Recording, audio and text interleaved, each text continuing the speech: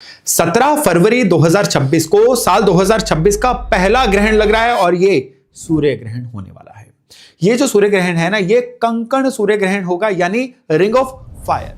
भारतीय समय अनुसार ये ग्रहण जो है ये शाम 4:12 से अप्लाई होगा और शाम 6:53 तक, यानी 2 घंटे 41 मिनट तक चलने वाला है। और ये ग्रहण जो है क्या भारत में दिखाई देने वाला है?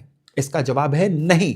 भारत में यह ग्रहण बिल्कुल भी दिखाई नहीं देगा। दरअसल ये जो ग्रहण है ना, ये साउदर्न हेमिस्फीयर में लग रहा है, यानी दक्षिण अफ्रीका और उसके आसपास के कुछ अफ्रीकन कंट्रीज में दिखाई देगा, और इसके अलावा दक्षिण अमेरिका यानी अर्जेंटीना, चिली इस साइड में और इनके आसपास के जो कोस्टल कंट्रीज है ना, इनमें दिखाई देगा। भारत के किसी भी कोने से ये ग्रहण जो है ये दिखाई नहीं देने वाला है। इवन एंटार्क्टिका में ये जो ग्रहण है ये प्रॉपरली दिखाई देने वाला है। अब अगली बात यह है कि क्या ये जो ग्रहण है इसमें सूतक जो है ये अप्लाई होता है? अब जहां पे ग्रहण विजिबल नहीं है ना, वहां पे सूतक के जो नॉर्म्स है ना, यानी खाना नहीं बनाना, मंदिर के किवाड़ बंद रखना या खाना नहीं खाना, ये सारी चीजें अप्लाई नहीं होती हैं। लेकिन क्योंकि ग्रहण दुनिया के किसी भी कोने में हो, किसी भी कोने में दिख रहा है, किसी भी कोने में नहीं दिख रहा है, वहां पे ग्रहण को ऑब्जर्व करना, ग्रहण के दौरान रिचुअल करना, ये हमेशा ही फेवरेबल माना जाता है, क्योंकि ग्रहण जो होता है ना एक ट्रांसफॉर्मेशन फेज होता है। तो भारत में ये दिखाई नहीं भी दे रहा है ना, तो आपको इसके लिए जप तप दान व्रत जो है ये करना हमेशा ही एडवाइजेबल होता है।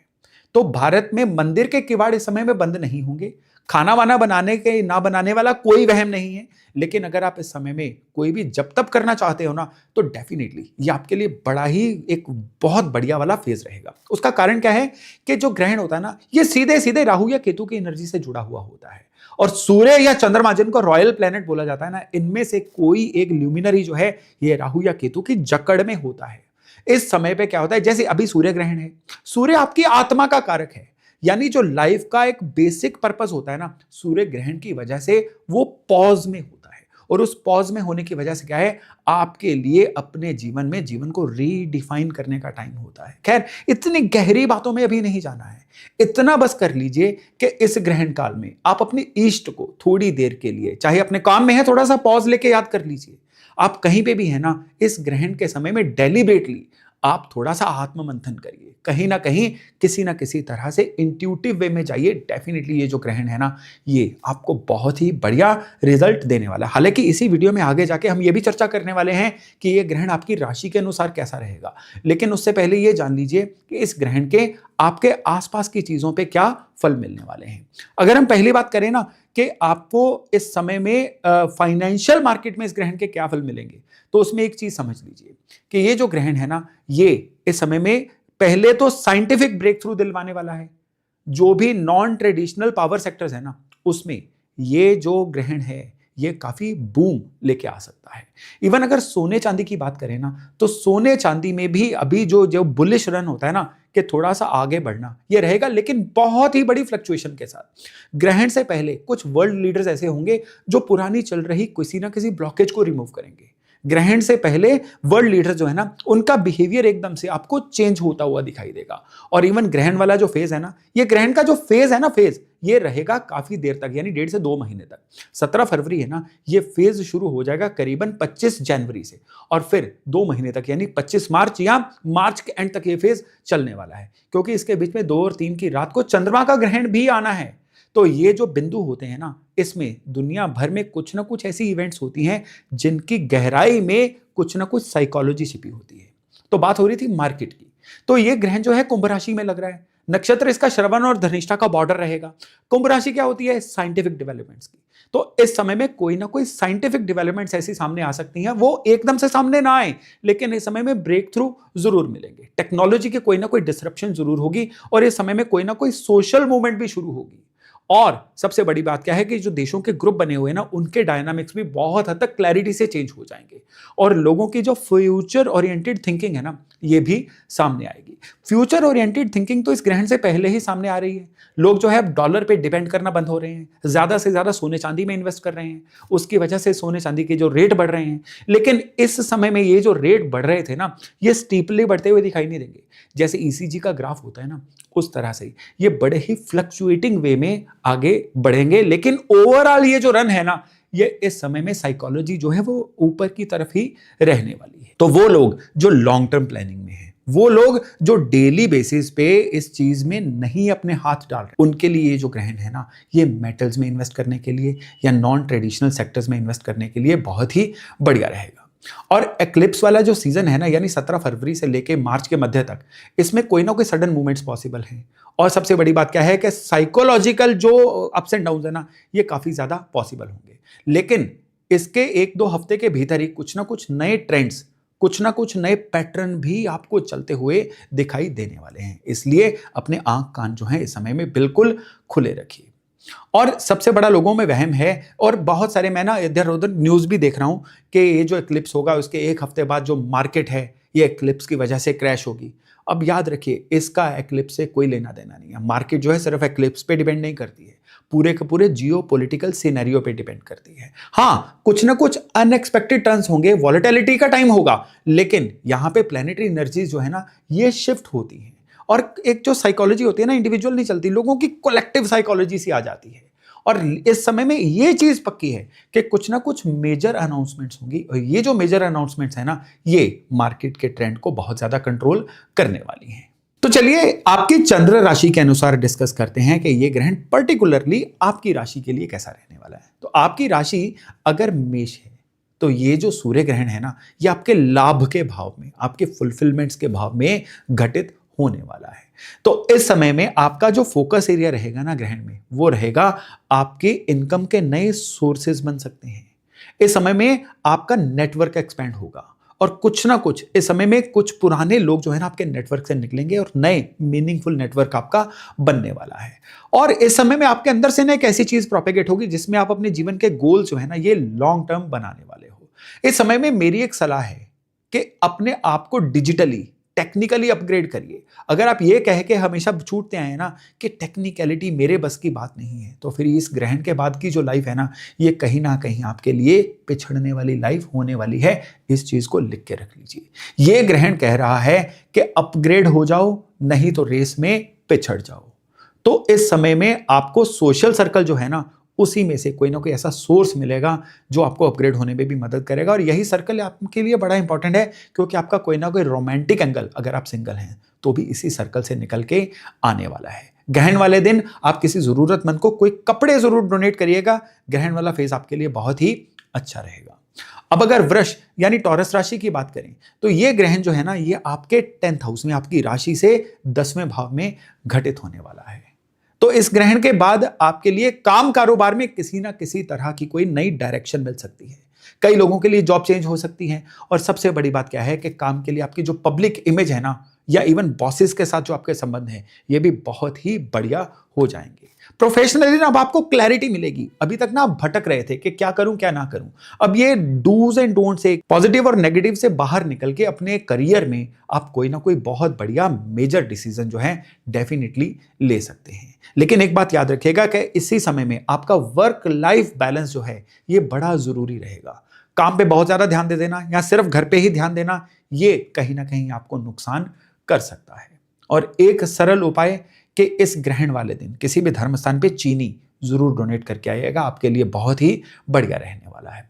अब अगर मिथुन यानी जेमिनाई वालों की बात करें, तो ये जो सूर्य ग्रहण है ना, ये आपके किस्मत के घर में घटित होने वाला है। और यहां पे इस ग्रहण के बाद क्या होगा कि आप अपने काम कारोबार में कुछ और नया सीखोगे।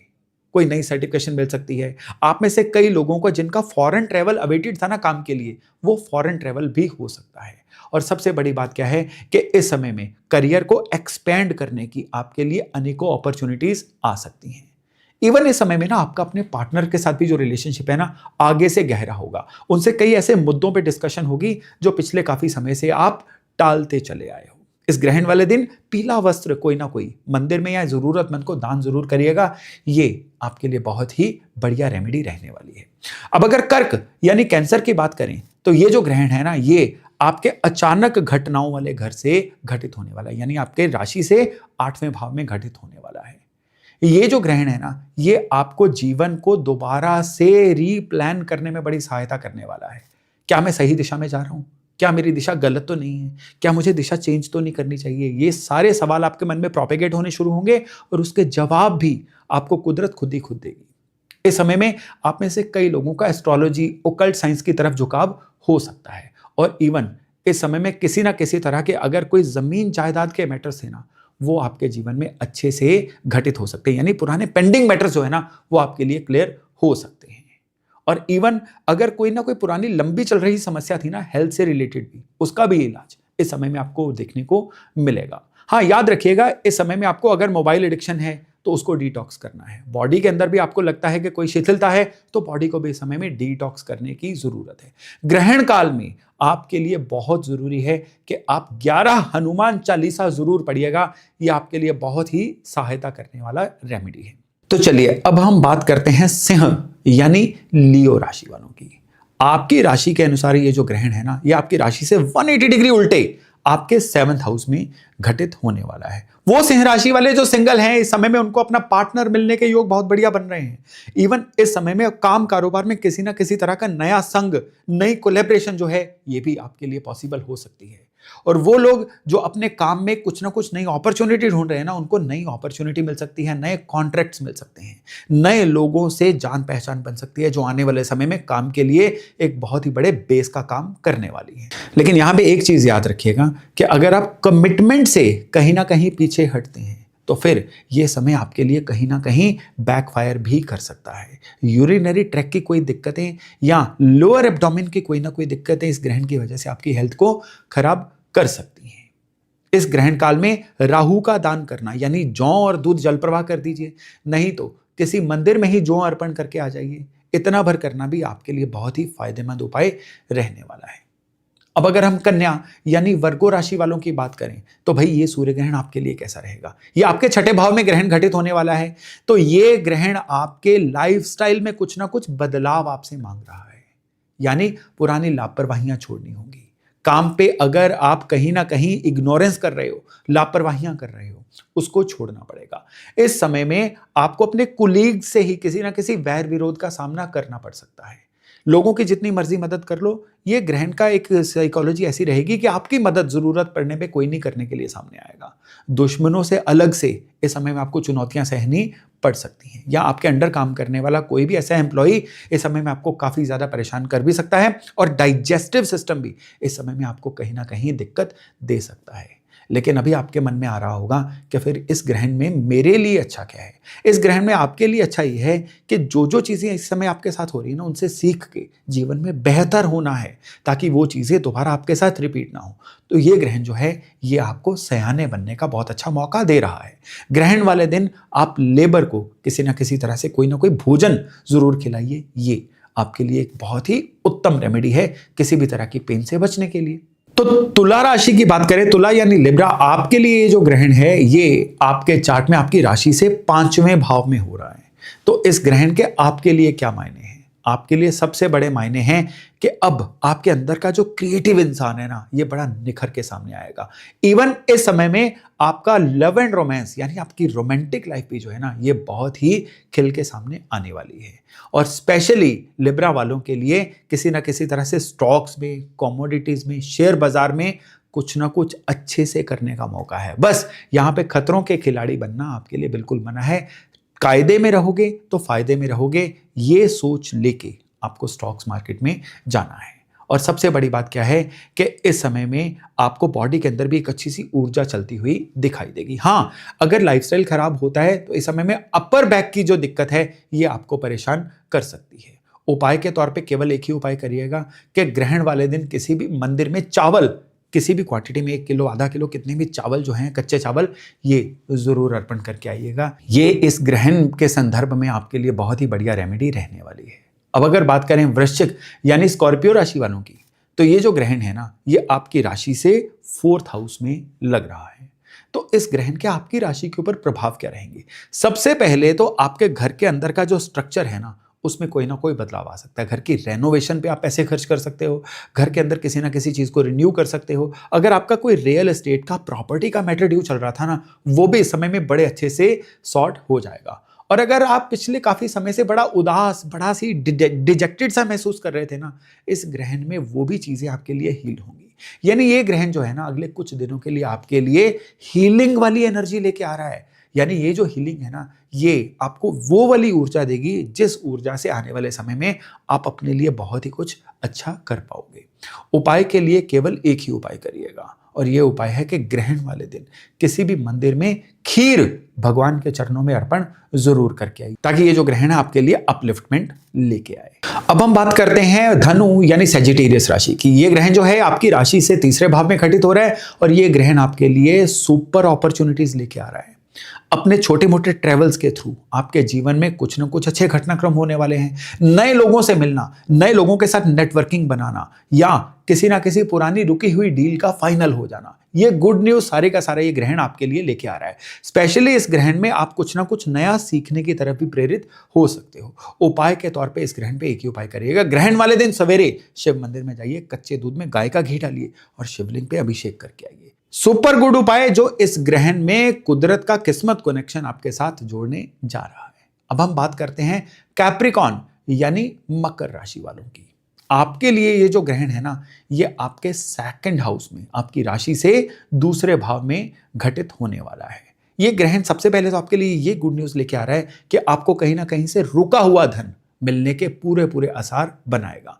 आपके इनकम के पैटर्न बढ़ाने जा रहा है। इवन इस समय में आप किसी ना किसी सलाह के वशीभूत होके या अपने अंदर की किसी ना किसी इंटेंट्स की वजह से कहीं अच्छी जगह पे इन्वेस्ट कर सकते हो। यानी फाइनेंशियल सेक्टर जो है ना, इस ग्रहण की वजह से आपके लिए कुछ ना कुछ अच्छा रिजल्ट देने वाला है। लेकिन एक चीज याद रखिएगा कि इस समय भावनाओं में बहना बुरी तरह से मना है। यानी अगर जितना आप इमोशनल होके इन्वेस्ट करोगे ना, किसी को पैसे दे दिए, किसी की बातों में आ गए, वो आपके लिए चीजें खराब हो जाएंगी। तो खुशकिस्मती के लिए इस ग्रहण पे एक उपाय करिएगा कि चंदन का इत्र जो है वो शिवलिंग पे मल के आइए, अप्लाई करके आइए और प्रार्थना करके आइए कि ये ग्रहण जो है आपके लिए वैल्यू एडिशन वाला दिन रहे। चलिए आगे बढ़ते हैं और अब बात करते हैं कुंभ राशि की। भाई आपकी तो अपनी राशि में से ये ग्रहण लग रहा है, तो आप एक तरह से कह लीजिए कि आप मैन ऑफ द मैच हो। सारे का सारा फोकस, सारी लाइट्स इस ग्रहण पे आपके रहने वाली हैं। एज अ पर्सन ये ग्रहण आपकी पर्सनैलिटी को पूरी तरह से चेंज करने वाला है। पिछले 11 महीनों से आपकी जो पर्सनैलिटी चल रही थी ना, उसमें बहुत बदलाव आएंगे। शरीर पे अच्छा ध्यान देना, अपनी अपीयरेंस पे अच्छा ध्यान देना, अपने काम करने के तरीके को चेंज करना, लाइफ को एक टारगेट के साथ बांधना और प्रोग्रेसिव वे से सोचना, ये वाले वो बदलाव हैं जो आपके अंदर दिखाई देने शुरू होंगे। इस ग्रहण के बाद क्या छूटने जा रहा है? आलस, लेजीनेस छूटने जा रहा है। कुछ ऐसे लोग, ऐसे सलाहकार छूटने जा रहे हैं जो सिर्फ और सिर्फ आपको दीमक लगाने का काम कर रहे थे। लेकिन एक चीज याद रखिएगा कि ये जो ग्रहण है ना, ये कहीं ना कहीं थोड़ी टर्बुलेंस वाला ग्रहण रहेगा। यानी जो भी बदलाव आपके अंदर आएंगे ना, ये किसी बेइज्जती की वजह से आ सकते हैं, किसी रिजेक्शन की वजह से आ सकते हैं, या किसी ऐसे घटनाक्रम की वजह से आ सकते हैं जो कहीं ना कहीं आपको पहले थोड़ा सा परेशान करे। लेकिन अल्टीमेटली इस ग्रहण के जो फायदे हैं ना, ये आपके लिए बहुत ही जबरदस्त होने वाले हैं। उपाय के तौर पे केवल एक उपाय करिएगा कि इस ग्रहण काल में रुद्राक्ष माला पे 108 बार ओम नमः शिवाय का जप जरूर करिएगा। अगर आप भारत में हैं तो जो इसी वीडियो के शुरू में मैंने समय बताया था ना, वो उस समय के दौरान यानी ग्रहण काल के दौरान अगर ये आप जप करेंगे, रुद्राक्ष माला नहीं है तो वो भी कोई दिक्कत नहीं है, आप ऑरली 108 बार ओम नमः शिवाय का जप कर सकते हैं। चलिए आगे बढ़ते हैं। मीन यानी पाइसेस राशि वालों के लिए ये जो सूर्य ग्रहण है, ये क्या रिजल्ट लेके आ रहा है? तो एक चीज पक्का लिख के रखिए कि ये ग्रहण जो है ये आपके 12वें भाव में लग रहा है। 12वां भाव लॉसेस का भी होता है, स्पिरिचुअलिटी का भी होता है, फॉरेन कनेक्शंस का भी होता है।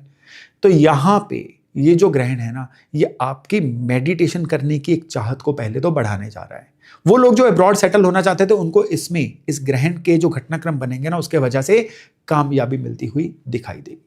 आपको एक जबरदस्त आइडिया दे रहा हूं, इस ग्रहण की अच्छे से तैयारी करनी है ना, इस ग्रहण से पहले ही अपने आसपास के जो पुरानी इररेलेवेंट चीजें हैं ना, उनको बाहर निकाल फेंकिए। अगर आप कबाड़ प्रेमी हैं तो भी जो भी घर के अंदर गैर जरूरी सामान पाइलअप हो रखा है ना, उसको निकाल दीजिएगा। क्यों? क्योंकि ये ग्रहण ना आपके अंदर से गैर जरूरी चीजों को निकालने जा रहा है, लेकिन उसकी शुरुआत होगी आपके आसपास की चीजों से। ये आप कर लेंगे ना, तो ये ग्रहण अपने आप ही आपके जो भी स्टेल विचार थे, आपके अंदर का जो भी थॉट प्रोसेस था ना, जो आपको आगे बढ़ने से रोक रहा था, उसको निकाल बाहर फेंकेगा। और फिर इस ग्रहण के बाद आपके लिए आपका ही अगला इंप्रूव्ड वर्जन जो है वो तैयार होगा। इस ग्रहण पे एक सरल उपाय आपको दे रहा हूं। कच्चे दूध में एक चुटकी काले तिल डालिए, ओम नमः शिवाय जपते हुए आप शिवलिंग पे इसको अर्पण करके आइए और फिर देखिएगा कि ये जो ग्रहण है आपको आपका ही नेक्स्ट वर्जन कैसे बनाता है। तो दोस्तों 17 फरवरी 2026 को लगने वाले सूर्य ग्रहण का ये था एक छोटा सा विवरण। ओवरऑल कैसा रहेगा और आपकी राशि के अनुसार कैसा रहेगा, मैं आशा करता हूं इससे लाभ लेके, इस समय का सदुपयोग करके आप अपने जीवन को बहुत ही बेहतर बना पाओगे। चलिए अभी इजाजत लेता हूं और वायदा करता हूं बहुत जल्द मिलूंगा एक नए टॉपिक, नए विषय के साथ। अपना खूब ध्यान रखिएगा। नमस्ते।